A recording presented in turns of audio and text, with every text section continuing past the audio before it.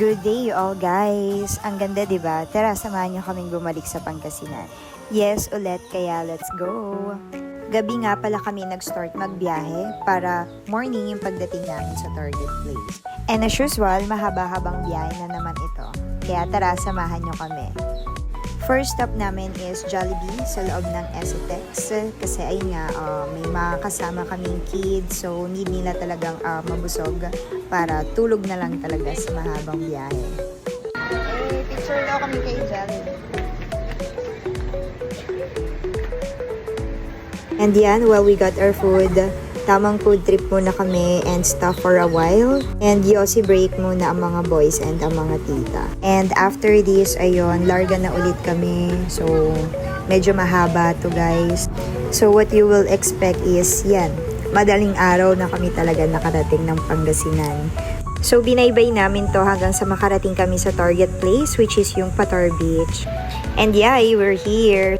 So, tamang kape lang muna kami while checking the public place. And yes, as you can expect, madami pa rin talagang tao. But still, ang ganda pa rin dito. Pinoy yung buhangin. Yun lang is, madaming people. Kaya naman, pumunta na kami talaga sa pinaka-place kung saan kami nagstay. Yes, we're here sa Noah's Ark. So, nakuha talaga namin yung tamang target naming place. Wala masyadong tao. And eto, upo muna kami while waiting to our room.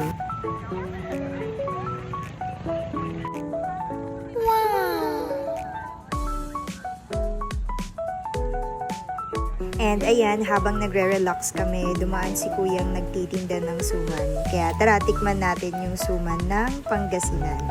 And if you can see guys, ayan, nakalagay siya sa kawayan. And the same thing, meron siyang latek. So tara, lagyan natin ito. Ayan, so mukhang masarap pero lasang suman lang din ng Pasay. And habang maganda yung view, magandang memories din yung create na itong nasa harap namin. And eto nga, may sweet couple.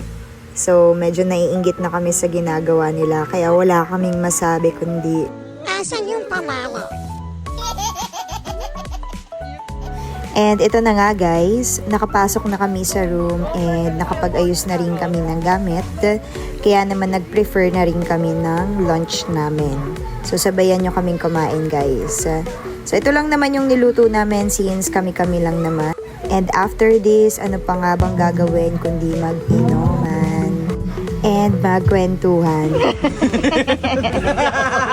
Baka mamaya malaman ko na yan pag Taka na, di ka namin alam. Most of the pinapakasok mo dyan eh. Kailangan namin titilang eh. akala kasi namin, naisipin mo tatlo kami ha.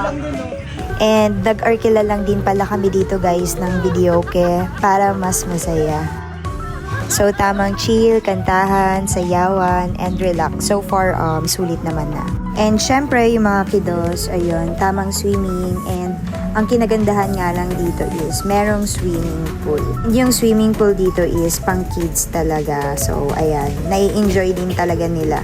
Syempre, yung enjoy is masaya kasi napakaganda din talaga ng view. And ilang steps lang is, ayun, nasa dagat ka na. So, ayan. At dahil maggagabi na, ito, tamang baliwan na yung mga nagiinuman. So, tontawa, oh. Oh. And ayan, makikita ninyo yung singer natin, si Rena. So, gandang-ganda yan. Si Regine yan. So, ito, nag-having fun lang kami while waiting sa sunset. At tara, samahan nyo kami guys. Check natin yung sunset vibes dito sa Patar, Pangasinan. So, ito guys. Ayan. Ganda. So, antay-antayin lang natin yan. Mas maganda pa mamaya. Kaya, ayun. Tamang happiness lang kami dito sa tabing dagat. Sinusulit lang din namin siya. So, ayan. Tawanan, takbuhan.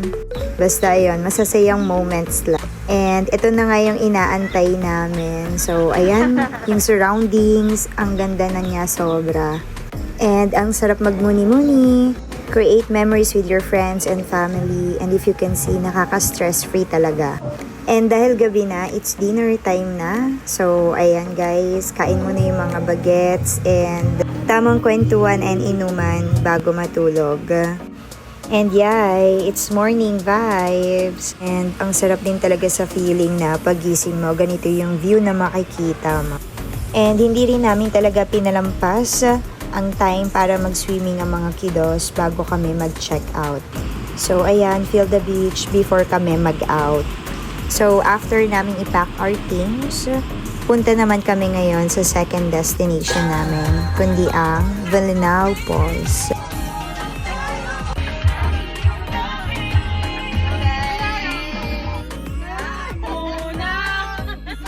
And ayun, wag muna tayong umuwi, bye Bini. So, babaybayin lang ulit namin tong daan na to papuntang falls since malapit lang naman siya. And hindi na rin namin kailangan mag-pay since first day pa lang ay nagbayad na kami ng environmental fee which is only 40 pesos lang naman. So, dito kami sa Bolinao 2A, yung pangalan niya. So, medyo matarik lang siya and ayan, if you can see pababa yung dinadaanan namin. And yay, touchdown, Villanao Falls, Pangasinan. So, ganito nga pala guys yung itsura niya. And maraming places kung saan mo gusto mag-spot maligo. So, ito yung napili ni Axel since dito is mababaw. Pwedeng-pwede talaga siyang pang kids. And meron ding doong part na kung saan pwede kayong tumalon. And makikita rin natin yan dito sa video na to. So, makikita nyo dito yung mga kids na ayun, pwedeng tumalon.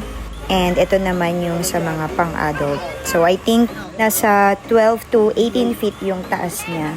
So, another muni-muni time. And, ayun, sobrang enjoy talaga din yung mga kids kasi makakasisad din talaga sila since hindi maalat yung tubig. And since day tour lang naman kami dito, so, ayan, ini-enjoy lang din talaga namin. And after a while, nagbanlaw na din ang mga Mimasaur. So, makikita nyo sila. Ito yung parang common, ayan, shower nila or CR dito. So, banlaw-banlaw guys. And after this, ayan, magbabounce na kami. So, tamang ano na lang din, kape-kape. So, ayan yung mga kids, nagtitimpla sila ng Milo.